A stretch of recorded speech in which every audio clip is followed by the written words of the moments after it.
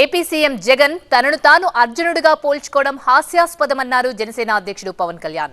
అబద్ధాలు చెప్పడమే పనిగా పెట్టుకున్న జగన్ ప్రభుత్వాన్ని సాగనంపాలని పిలుపునిచ్చారాయన. 2024లో ఏర్పడేది టీడీపీ జనసేన ప్రభుత్వమేనని జోసెన్ చెప్పారు పవన్.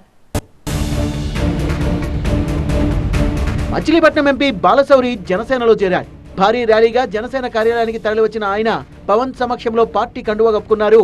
పవన్ విజన్ అంటే తనకెంతో ఇష్టమన్నారు బాలశౌరి.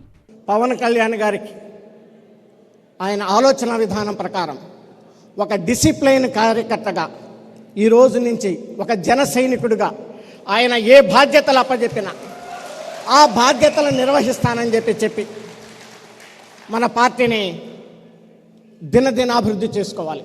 బాలశౌరి జనసేనలో చేరిన సందర్భంగా పవన్ మాట్లాడుతూ ఆయనపై ప్రశంసలు కురిపించారు.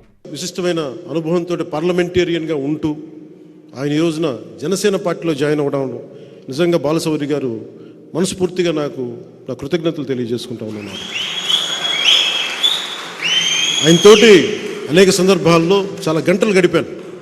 చాలా గంటలు గడుపుతున్నప్పుడు ఆయన ఒక పోలవరం ప్రాజెక్టు మీద కానీ ఆంధ్రప్రదేశ్కి రావాల్సిన నిధులు కానీ ప్రాజెక్ట్స్ కానీ ఆయన విజన్ చాలా అద్భుతంగా అనిపించింది నాకు. ఇలాంటి వ్యక్తి బలంగా ఇంకొకసారి జనసేన తరపు నుంచి పార్లమెంట్కి అడుగు పెట్టాలని నేను కూడా అందరిలాగా అనుకుంటా ఉన్నాను.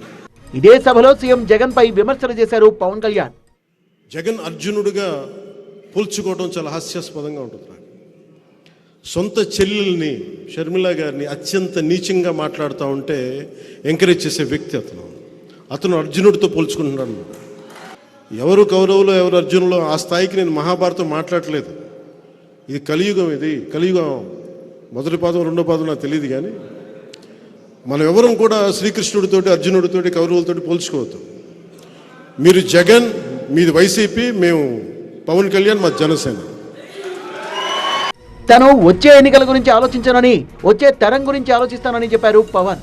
రాబోయేది తమ ప్రభుత్వమే అని ధీమా వ్యక్తం చేశారు ఆయన. 2024 ఎన్నికల్లో మనం జనసేన తెలుగుదేశం ప్రభుత్వాన్ని స్థాపిస్తున్నాం. ఈ అలయన్స్లో కొంచెం కష్టంగా ఉంటుంది. జనసేన చాలా బలమైన పాదముద్ర వేస్తుంది అసెంబ్లీలో. దాంట్లో భాగంగానే ప్రతి సీటు కూడా గెలిచే సీట్ అవ్వాలి. ఎంతని కాదు, ఎన్నని కాదు, గెలిచేది ప్రతిదీ కూడా తక్కువలో తక్కువ 98% స్ట్రైకింగ్ రేట్ ఉండాలి.